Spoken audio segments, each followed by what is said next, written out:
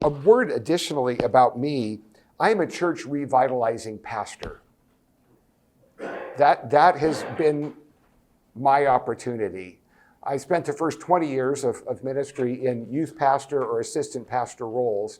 And then what's now 22 and a half years ago, or thereabouts, my wife and I left a role in a larger established church to go to a struggling, smaller church that was ingrown, I would say. All the arrows pointed inside. And it was either change or die. It really was. So we came to that church. Size, the numbers are less important than the way the church was focused. When we came, we were told, we have this salary for you. It's guaranteed for the next 90 days. Then we're out of money. So we're either going to grow this thing or we're not. So Merry Christmas and welcome on board. Well, we've been there now 22 years. We began year 23. But the church revitalization process that we've gone through there, we are now spinning again, a new cycle. Because in the last year, Dave, I don't know that I've had a chance to tell you this, maybe I have. In the last year, 2 other churches in town have come to us in need of church revitalization. So a year ago, June, a church of about 20 whose pastor had retired and left, and they had discussed closing, didn't see a path forward, didn't see finances to hire a pastor and the leadership to make it so. They connected with us and said, could you help us? Could you help us? Then 3 months later, in September of last year, we began working with another church. Almost identical story. 20 people, pastor had retired and left, and they had his initial conversation. They had one elder left. His initial conversation with me was, I really don't know you, but if we sold everything we have, could we give it all to your church and just close our doors? And I said, wow, that's quite an offer. Before you do that, could we maybe talk about church revitalization? Could we talk about helping? Could we talk about working together to see if growth could take place again? So this last year, we have been leading our own church and 2 others, meeting together with our staff and various leaders. We are now at a place in our growth where I have other staff people. So I have our staff people preaching at these others. Every Sunday morning, we are preaching the same sermon in 3 different locations. One church up north, then we're kind of in the middle, and another church 15 minutes south. And later we can talk about how that's working for you. But we're a year in on the one church and 9 months in on the other. But it's this.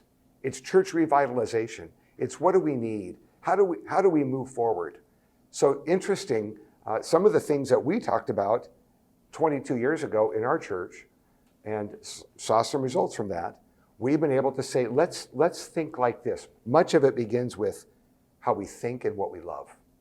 So my privilege today to talk to you about the social dimension, relationships within the church with unbelievers. It's difficult to revitalize a church with an unrevitalized heart.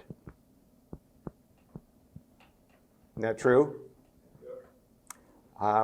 So part of what I want to think with you about is this, getting to the heart of the matter. Anybody recognize this? It's here in Europe. This is Slovenia. Lake Blade? Yes? Maybe you've been there. Yes. Some years ago, we were there visiting some missionary friends, and I loved the idea of a heart with a beautiful background. But thinking about the heart of the matter, and you can look at your notes here, I want to go here first. This business of relationships, I say, within the church and with unbelievers, it's always a matter of the heart. And we're going to be thinking about relationships within the church and outside the church. I want to go to both of those. And I want to suggest to you today that relationships, what we might call the social aspect, relational ministry, relationships are the currency both to grow a church on the inside and to reach out. It's relationships inside, relationships outside. Now, I mentioned the church that we came to serve 22 and some years ago. All of the focus was, if I were to draw a circle and arrows, all the arrows were going in. That is, the energy of the church was all going inside. We had potlucks, wonderful, reasonably decent potlucks. Potlucks are always a mixed bag. Anyway, I'll leave it alone. Potlucks, activities, Bible studies. I'm sorry. A potluck is a dinner where everybody brings something different. Do you do something like this? What do you call it when you do it? Swedish table? Like the word for mom in Greek. Okay, agape. Okay, agape meal. Yeah. So the way it's sometimes done in American churches, I'm sorry, I thought that was a little more universal. Bad on me. I learned something just now. It would be a meal where I'd say, okay, if your last name begins with A through L, bring a salad or a dessert. And if your last name would be M through the end of the alphabet, please bring a main dish. And we're going to put it all on a table and let's eat. That would be a potluck. Okay, agape feast. And you can understand why that might go really well and it might go poorly, depending on who brought what, how much there is. Yes, so it's a kind of a joke in our family. Some people love meals like that. Others of us have been to enough of them where we love them less. Okay, it's the reality. But I'm simply saying, as our little church functioned, as we came to it there in 2001, all the arrows were going in. The energy was on inside. People would say, well, fellowship, we're good at fellowship and edification, building up the body. But I would suggest there really were no arrows going out. Energy going to the community. And that was one of my early observations of this really stagnant church, is all of our energy is here. Do we know the person across the street? I don't think so. Do we know the leaders in our town? I don't think so. Do we know their names? Do we pray for them? No. Are we doing anything to connect? Now, some churches, I would say, have a lot of arrows going out and maybe not warm-hearted relationships inside. So as we're thinking together and as you're thinking together here about a healthy church, as Dave helps us define that, boy, it takes arrows going in, energy inside to build up and edify. Certainly that fellowship is wonderful, but it also takes energy, and I'm saying arrows for my illustration, going out to the community. It takes both of those for us to be a healthy church. So relationships, I'm saying, are the currency. Relationships inside the church and relationships outside the church. So I want to think with you about both of those, okay? Relationships inside, relationships outside. Under this category of being proactive, meaning you take responsibility for some things, okay? You do this. You do these things as leaders. These are emphases that we've done in our own church and in these other two churches that we have stepped alongside this last year. This is where we have started with them, is thinking about some things like relationships in the church, always a hard issue. Yes, in your preaching and teaching, call God's people to love lost people. This is a heart issue. That's my first big push here today. This is a heart issue. Who do you love? What do you love? I would suggest in the church that we came to 21 years ago, 22, whatever years ago, there was a lot of love inside. But as I said very directly to us then, I'm not sure we love those outside. And I asked us to think about that. I asked us to think, if we were missionaries sent by a mission organization to reach this community, and they came to us and said, do you love your mission field? I think we would have to say no, because there's no evidence of it. So we did some exercises together. I asked them that very specifically. If we were a mission team sent from another country to this community, What would we write home on our mission letter? What did you do? Did you meet any natives? Do you love the natives? Or are you mainly irritated by them? They drive too fast. They're loud and obnoxious. They're not very friendly. Do you love the natives? These are things for us to think about. I preached a number of sermons in those early months, years, about calling God's people to love lost people. And I went to places in the New Testament where Jesus reached the multitudes.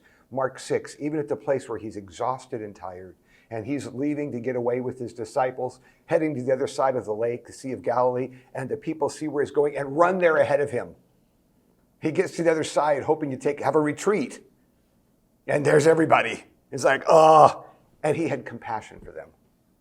There was love. There was love for the lost people. And I remember, actually one of our guys met me in the parking lot, true story, after church one time.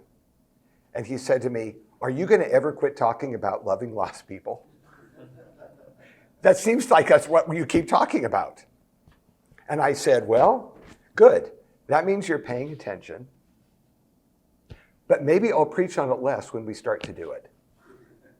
He ended up leaving the church, which was fine, ultimately. I always hate it when people leave the church. But his vision for a church was one with all the arrows pointing in.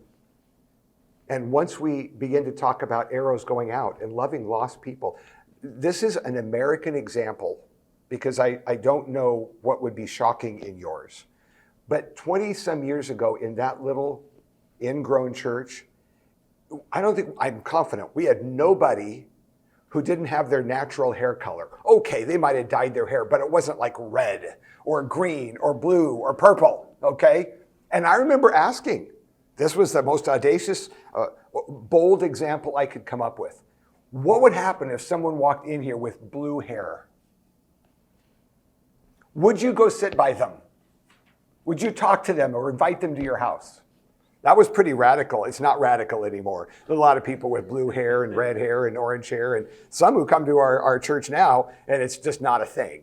But it would have been 20 some years ago. Like, oh my goodness, a true pagan.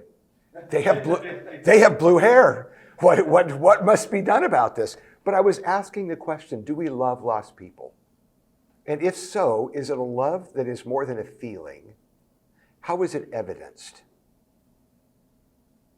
What does that look like? So I asked this question, and I said over and over again, if you don't love lost people, no matter how much you think you're like Jesus, you're not like Jesus.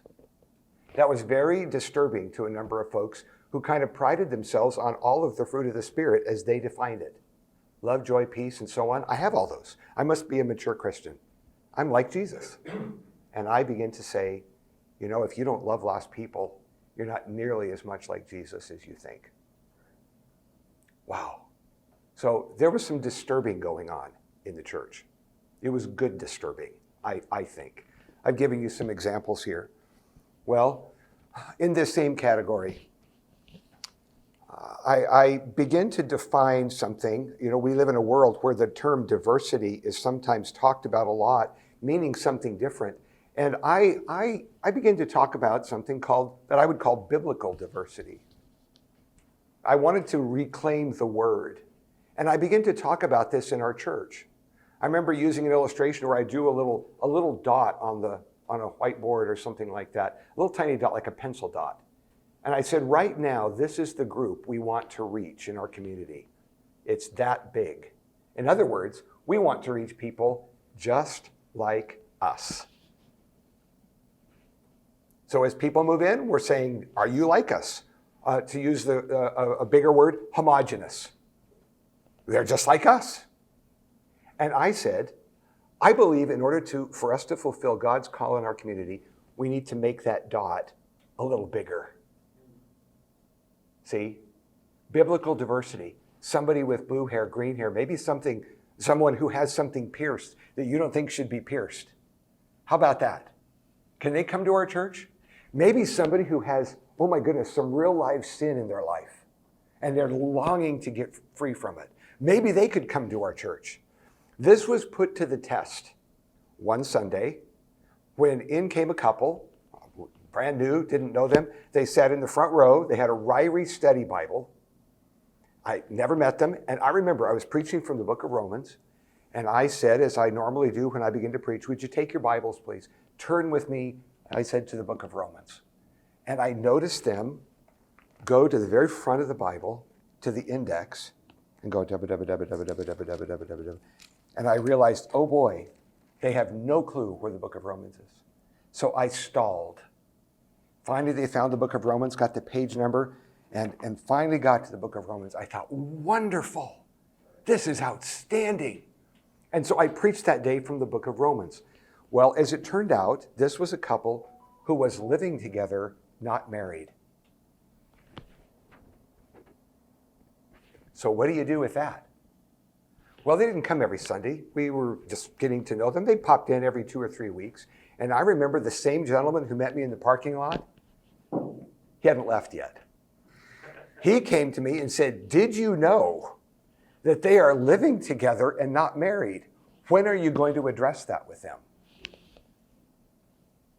Okay. The Ryrie Study Bible does address it, doesn't it?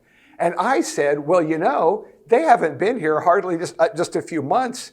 I don't think that's their biggest problem. I think their biggest problem is they don't know Jesus. So I think if we could work together to help them come to know Jesus, that would be better if I went and smacked them about them being living together outside of marriage. Wow, that was very disturbing to a person who wants you to smack people about their sin. The short story of that was within about, 6 months, one of them filled out a comment card saying, I'd like to be baptized. And I said, wonderful, let's meet. And so they came to my office one morning. And I said, man, tell me your story. I'd like to hear from you.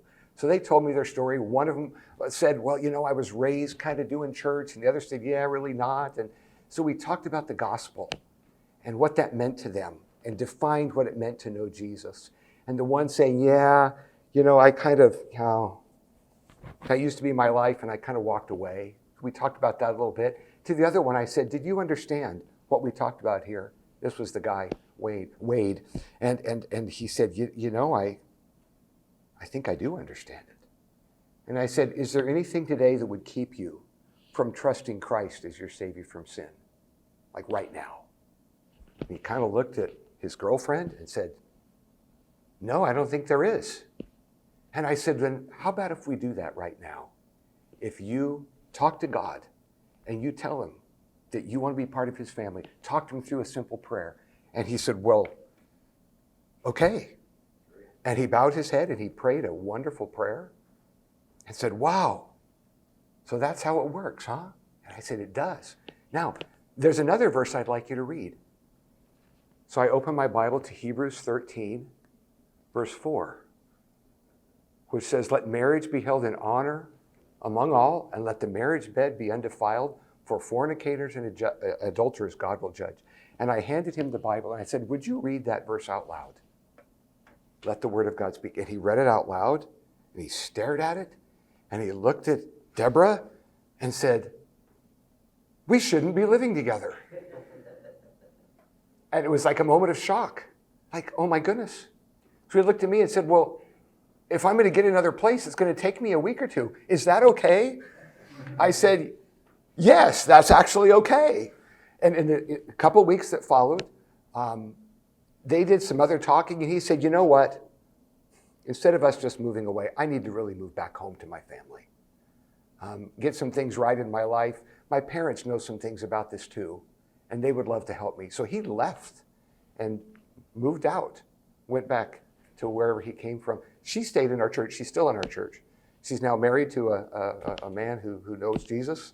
And wow, I look back at that, though, as an example of making sure we get the gospel first, that relationships are more important, a love for lost people that isn't just about smacking them. It's loving and letting the gospel go forward on the back of relationships, okay? So thinking together about this. So I'm saying being proactive, calling people, God's people, to biblical diversity, where the Bible gives room for differences. Oh, goodness sakes, color of your hair, what you pierce, I'm not sure those things are addressed in the Bible. In our little church, we needed to address things like school choice because there were some who really believed that all good Christians homeschooled their children or Christian schooled their children. There were others who still saw value in public school. So we had to talk about letting that be a secondary issue. That's not the main test of whether you love Jesus or not. In our American church, we had to talk about use of alcohol. Because in our little church, nobody officially ever drank alcohol. Oh, here and there I saw some bottles of wine on a table or on a shelf, and I thought, but it's an official policy, we don't drink. And so we had to talk about that. What does the Bible say about drunkenness? And where is there a place of freedom where you know what? You let it go for the sake of the gospel. Have your opinion, but let everybody else go. So we had to help the people grow in terms of biblical diversity. Now, a third element here that I have, and this is number 2, of course, on your outline, protecting unity in a church family, addressing differences, resolving offenses, not letting the church be hijacked by an influential family, single ministry, or a special interest group. And of course, James 2 is that description of giving honor, too much honor to a person with money and despising someone who doesn't have money. You're familiar with that as an example. I'm saying protecting unity. Sometimes in smaller churches, and we should all be aware of this, sometimes in the smaller the church, the more power a person can have to lead the church in the wrong direction. The gentleman who met me in the parking lot, if I had been so afraid that he might leave the church that I gave in to his demands, our little church would never have moved forward. We'd have been stuck in the parking lot. There's another church we're familiar with in our town where there's a big issue being discussed actually today. It affects us profoundly because our little church needs a bigger building. We need a bigger building. So there's another church today discussing some things that relate to us, but there's one person in that group who said my way, and the others today are having a discussion about how it should be. Say, well, sometimes the smaller the church, the more power a person has. And I needed to come to the place in that setting to say, if he leaves, I'm going to wish him well and bless him as he goes. But we cannot let that person's opinion stifle our church. Protecting unity can mean a whole number of things. Differences of opinion, absolutely. Resolving offenses. We've had to do that through the years. Sometimes this is so hard. All of these are hard. Every now and then, I'll say something a little too strongly and someone will get offended. When we came to that little church, we had this is back in the day when we had an organ that was a real important instrument in the church. It sounded awful. From an instrument standpoint, it really was terrible. But it's what we were used to. I wasn't used to it, but other people seemed to be used to it. And finally, it started making enough noise, the wrong noises, that we didn't have anybody play it for a while. And then we decided to buy one of those newfangled keyboards. It was pretty cool. But I failed to ask the right people all the questions I thought I had. But I had left out one person whose opinion I didn't ask. She came to my office to say, how come you asked that person and that person, but you didn't ask me my opinion? Okay, wisdom at this point. Well, you're tempted to say, because I asked those people and they know more than you. Instead, what did I say? I am so sorry. It was far better to eat it than to defend it. And I said, I'm so sorry. We should have asked your opinion. We should have taken you with us to the store. We took so-and-so and so-and-so to shop for keyboards. We should have listened to you too. And I'm so sorry. Will you forgive me? Okay, that seemed like, I think, a better biblical way to resolve an offense. It let us move forward as friends rather than me saying, well, what's the death words to a church? Because I'm the pastor. How about that? Yeah, yes you are. You may not be here for long, but you're the pastor. Yes, you have power, don't you? Wrong power at that time. No, once you say, because I'm the leader, it's often been said, you're not the leader.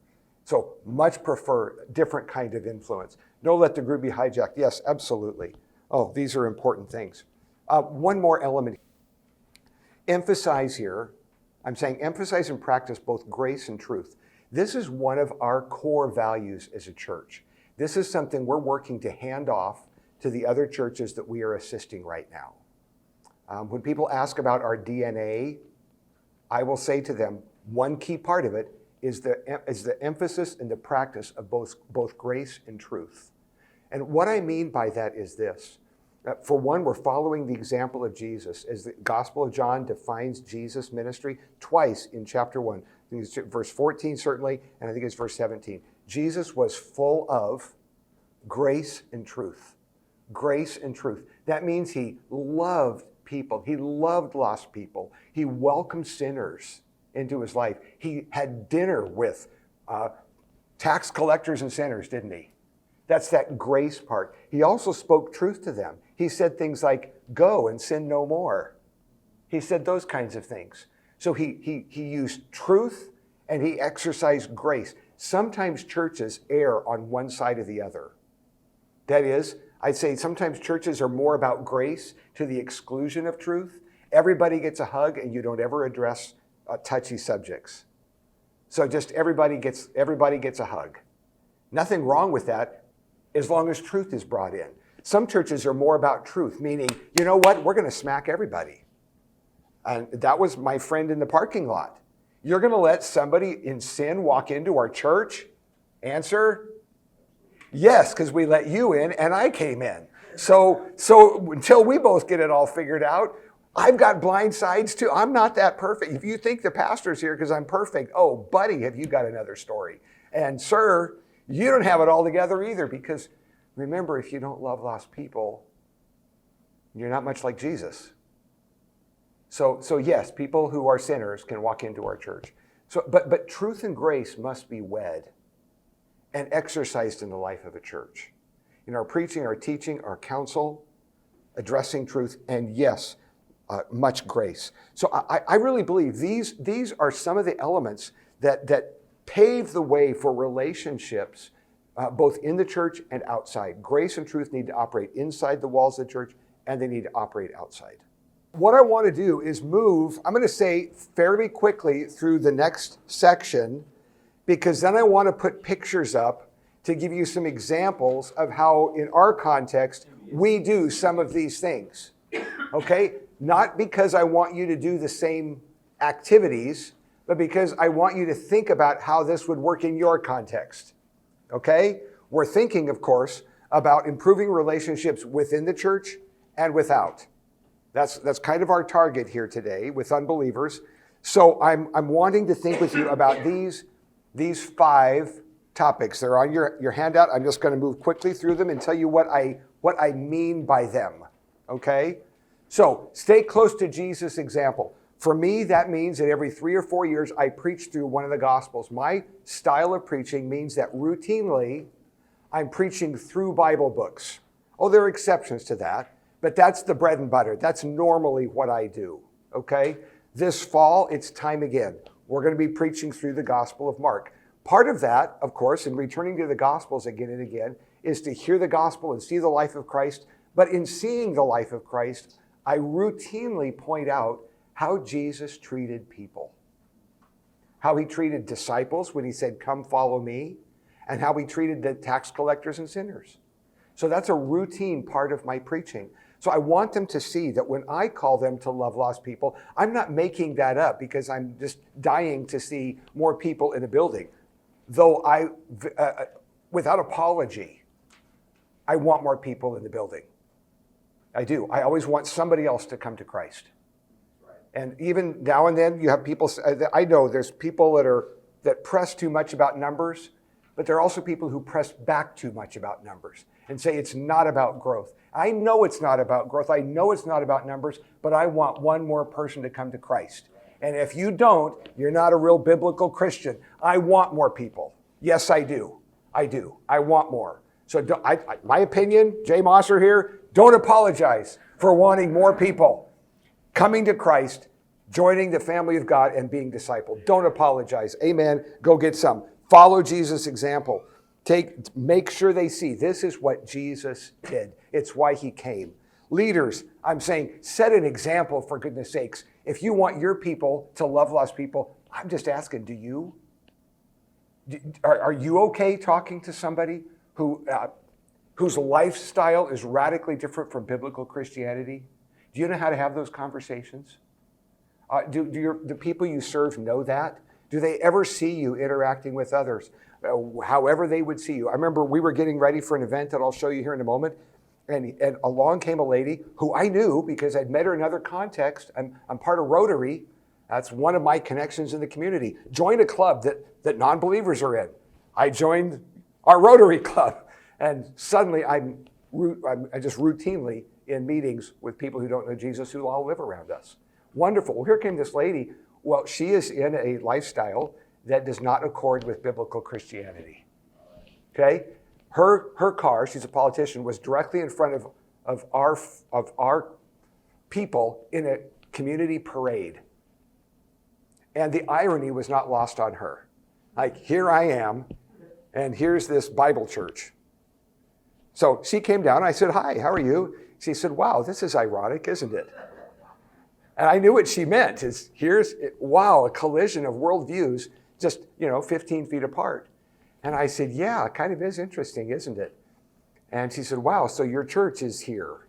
And I said, absolutely. And I said, can I tell you why? Here's one reason. We want to be the kind of church that if we left our community, if we moved to another community, even people who don't agree with us would miss us. That was my explanation. We want to be the kind of church that if we moved, people who don't love Jesus would miss our presence. She went, well, that's a different way to think. I said, yeah, it is. And I'd love to say, and she came to Christ. Not yet. Leaders set an example, but people heard the conversation and saw me be kind to her. I didn't do it for that reason, but it was public. It was a public setting. There was another setting when I introduced her and her partner. Now, you can refuse to do it, or you can be kind and introduce her the way she'd like to be introduced. And I did. This is Representative so-and-so, and she's joined today by her partner, so-and-so. It was a public setting. I spoke with kindness. So anyway, leaders set an example. Number 3, watch your language. Yeah, no, I mean this. How do you talk about unbelievers in your church, in the building? Do you talk respectfully about people who don't yet know Jesus? Or do you spend your time using words like pagans, or those people, or those rotten sinners, or people who struggle with that, like they're modern day lepers? They may be in the room. So are you aware of what you're saying up front? You need to work at this. I know there are no churches who should just ignore this topic. What languages do you speak up front? Does it say to people, you're welcome here? This is a very sensitive topic to me because my dad was not a follower of Jesus. My mom came to Christ after she married my dad. So my mom took us to church. I grew up going to church with my mom and my dad wasn't about to go. This was a point of contention between them. One conversation I had with my dad, he didn't like to talk about spiritual things, but as an adult, we talked briefly a couple of times about this, and his comment to me, I've never forgotten it. He said, I really don't like church much because to tell you, he didn't finish high school. He had rough growing up years, okay? Not that educated. But he said to me, every time I go to church, I feel stupid. There's all these big words, and you're supposed to know stuff, and I don't know any of it. And who likes to go places where they feel stupid? Note to self. I want to be the kind of pastor that whoever you are when you come, I won't make you feel stupid. See? So I'm asking us in our churches, you're going to revitalize them? You're going to say to people who may come in the doors, you're welcome here? Watch your language. Watch your language. I gave you a few things here to think about. Number 4, have fun with God's people. This is thinking about improving relationships within the church. Absolutely have fun with God's people. Now, that can be having fun on mission as you're doing redemptive type events, but I also think you can have fun like having pizza together. Or you now know what an American potluck is. I don't always say they're fun, but you too could have a potluck, agape dinner, a couple other terms for that. But I'm just saying, whatever that looks like in your context, you could have fun with God's people just because they're fun to be around. Hopefully there's some in your congregation, however big your church, hopefully there's somebody fun to be around. So have fun with them, whatever that looks like in your context. European style is going to look different than American style. No problem. What would fun be here? I'll show you some examples. And then I'm suggesting here, number 5, find places to serve and interact with your neighbors and community with nothing expected in return in the spirit of Jeremiah 29, which is a wonderful text. I've taught this to our congregation. I refer to it often. It's God's people exiled in Babylon and God telling them, stick around for a while. Be a blessing to the city. Not just so that they'll come to your church, but as a gesture of common grace. How can you be kind to your community? How can you serve them? Now, I'm going to fly through some pictures. Again, I'm wanting to make sure there's time for us to talk about how we could do this in our own settings. That's the next big discussion point. How could I do some of these things? I want to show you some pictures from our church life. This is our church canopy, Sunset Bible Church, in a community festival. We do this routinely. There are several things throughout the community in the year, and we spent, oh boy, it was like probably a couple thousand euros to make it equivalent. It wasn't cheap. But here's our niche. Years ago we started this, and it still works, so we keep doing it. We are the free water church. We give away bottles of water. Every community festival wants somebody to come and give away bottles of water. Not with a sermon. Like, hello, before you take this bottle of water, I am from Sunset Bible Church, and you have to come and here's a tract. I don't do that. We tried handing a little piece of paper once. We found them all over the floor, all over the ground. So we said, we're just not going to do that anymore. So we have a table with some church bulletins and things. If anybody wants it and says, who are you? They can come, but they can read that. Sunset Bible Church, all I need you to do is smile and say, you need a bottle of water? Great. Have a good day. How you doing? Somebody will stop and talk.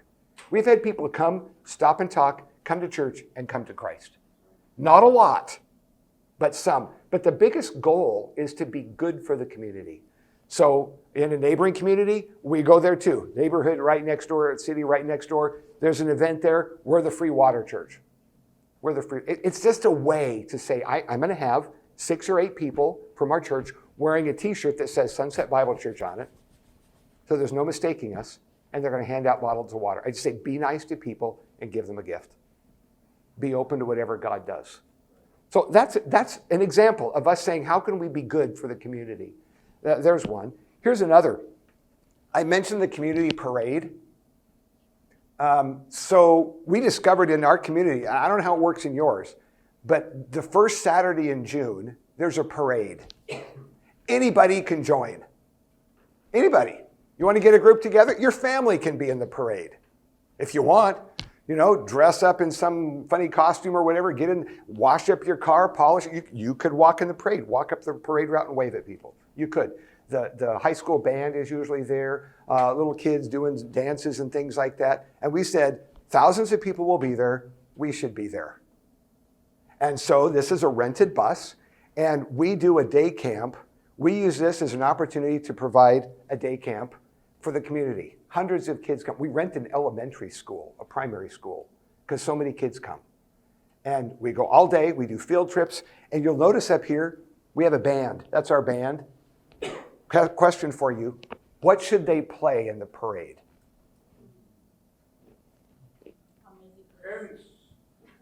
Sorry? We decided some years ago to play songs that the community would recognize. So they usually play oldies, bluegrass. More about that in a minute. The community noticed, hey, those people actually are good. They play music we recognize. Maybe they like us. That was the intended message. It came across. So every year, this is several years ago, but it was the best picture I had. We found a community festival and said, how can we join in a way that will fit your language, okay? And a quick sidebar on this. Years ago, we did a block party for our church. I invited the fire department to come and spray water and things like that. And they quizzed me on this. They said, well, okay, a church event, will someone be preaching? I said, no, we don't plan to do any preaching. She said, are you going to be giving Bibles to everybody? I said, no, we don't plan to have, there are Bibles over there, but we're not giving them to everybody. She said, the reason I'm asking is because we're not allowed to go to religious events. So if you're telling me it's really a community event, then we can come. But she didn't believe that we would do a community event just for fun. And we did it.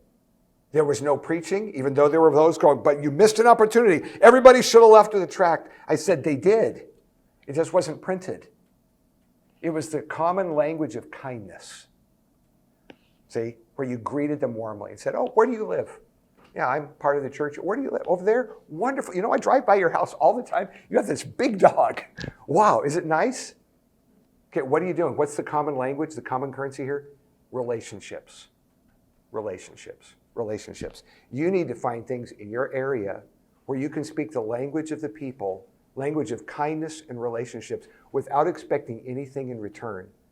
Okay, from that parade when our band played music that was what people like to hear, okay, so we got a call from the mayor. No, really, we did. The mayor called and said, hey, we do this other thing every year. This is, if you could see it, this is an apple orchard. And every fall, they do an apple cider squeeze where community people come, pick your apples, and right over here, they have a whole bunch of apple cider squeeze things set up. We need a band who will play. And you guys are pretty good. And you know how to play music that people like. Could you guys come and play? We've had that gig now for 10 years. Our band shows up the last Saturday of August every year and plays music, 4 40-minute sets all afternoon as hundreds of people come. And they introduce themselves, and yeah, it's Sunset Bible Church, and they advertise that, and they're playing, they're playing oldies, they're playing bluegrass. They'll usually work in like I'll Fly Away, or they'll work in maybe Amazing Grace, because that's common language in America. But it's not church music, because it isn't the language of the people. So play music in the language of the people. I realize there's differences of opinion on this. But if you were going to go to a place where everybody spoke Swahili, what language will you use to sing? Well, Swahili, unless you're sinning or something. You're going to use the language of the people. We use the language of the people. And every year we get the call saying, would you come back? Would you come back? Would you come back? It's good for our people too. Dozens of our church people show up at this event and serve, run a cider press, walk around and talk to people. It's fantastic. Our church has has an ESL program. English is a second language. We serve people in our community, immigrants, who don't speak English well and want to. So this is in our church. This is from a couple years ago. We offer, there's English, just basic English. There's an optional, if you want to sign up for an English language Bible study, you can do that. Every year there are people who sign up for English language Bible studies, but that's not required to come to ESL. For a while, we had a class meeting in the library. For a while, we had a class meeting. Okay, maybe you wouldn't do this, but we do. For a while, we had a class meeting in the mosque. We were invited. A couple of our ladies were invited to come in and give English lessons in the mosque. Should God's people go? You can debate that yourself. We said, yes, they should. They should walk right in there and reclaim that territory for Jesus and teach English. And so we did. Wow. Huh. We do stuff for fun, too.